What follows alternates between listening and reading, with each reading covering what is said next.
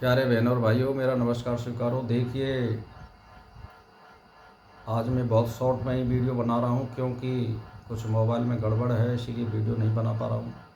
तो शॉर्ट में बता रहा हूँ।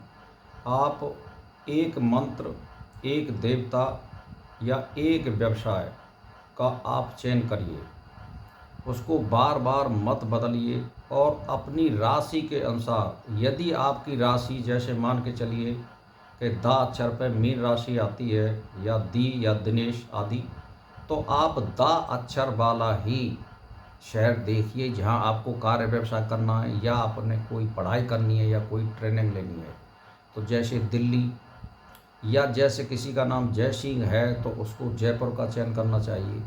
तो इसी प्रकार से हमें अपना चयन करना चाहिए। मंत्र कभी भी नहीं बदलना चाहिए, सोच समझ के लेना चाहिए। गुरु भी सोच समझ के बनाना चाहिए। किसी देवता का हम इष्ट का चयन कर रहे हैं तो हमें सोच समझ के और विद्वान से सलाह लेकर के तब हमें इष्ट बनाना चाहिए, या अपनी राशि के अनुसार, कुंडली के अनुसार दिखा लें कि हमारा इष्ट कौन सा है, हमारी राशियों का, उसका चयन करना चाहिए। लेकिन इष्ट या मंत्र या व्यवसाय सोच समझ कर करिए, और यदि आप फेल भी होते हैं किसी चीज़ में तो उसको दोबारा पुनरावृत्ति करिए और आप पास अवश्य हो जाएंगे। ये मैं मान के चलिए आपने गलत शहर का चुनाव कर लिया, या आपकी वृत्ति जो है किसी व्यवसाय को नहीं चाह रही है और आपने उसका चयन कर लिया, तो तो फेल होने ही होने हैं। तो इसीलिए पहले सोच के समझ के विचार के आप चयन करिए अपने व्यवसाय का, पढ़ाई का, ट्रेनिंग का, और इसी प्रकार अपनी राशि के अनुसार शहर चुनिए, तो आपको ये निश्चित है सफलता मिलेगी। यदि आप मान के चलिए जैसे आपने किसी का नाम मान के चलिए कि भाई चा अक्षर पे आता है, यानी मेष राशि पे आता है, ला अक्षर पे आता है तो मेष राशि पे आता है, तो आपने जैसे जयपुर का चयन कर लिया, और जयपुर की राशि जो है का स्वामी जो है शनि है, और मेष राशि वाले का जो स्वामी है वो जो है मंगल है, तो इनमें थोड़ा विरोधाभास है। या सिंह राशि वाले के लिए जैसे जयपुर का जो शहर है वो माफक नहीं पड़ता है। वो एक बात अलग रही कि भाई वहाँ जो है शनि किस स्थिति में है कुंडली में। मान के चलिए कि किसी आदमी का सिंह राशि में जन्म आ रहा है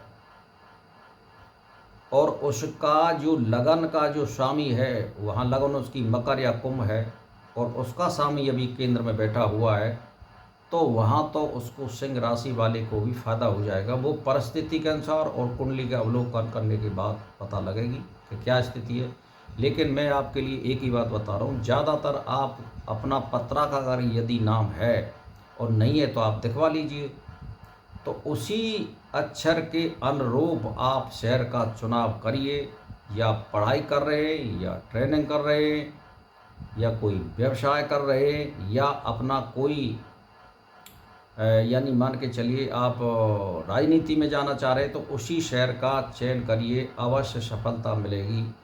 ये आज का फॉर्मूला नहीं है, आदि काल से चला रहा है। दीर्घ काल और निरंतर यदि किसी विषय में आप प्रवेश करते हैं तो उसमें सफलता अवश्य कर मिलती है। जैसे मैं आपके लिए उदाहरण दे दूं कि मेरी आंखों के सामने बहुत से मनुष्यों पर 9 जो है पास नहीं भई थी, और जैसे वो गणित में बिल्कुल कमज़ोर थे और उन्होंने फिर मुनिमात का काम किया है और वो सक्सेस हुए और उन्होंने धन संपदा अर्जित की और उसमें वो माहिर हो गई। तो दीर्घकाल और निरंतर यदि किसी विषय में आप पारंगत हो जाते हैं तो उसमें विशेष ज्ञान प्राप्त हो जाता है जब लगातार करता है। जैसे मान के चलिए कोई मास्टर किसी विषय को लगातार पढ़ा रहा है और वो विषय 10-20 साल से एक ही चला रहा है, किताब नहीं बदल रही है, तो उसको तो रट जाएगा पूरा चीज़, चाहे वो कितना भी कमज़ोर हो पढ़ाने में।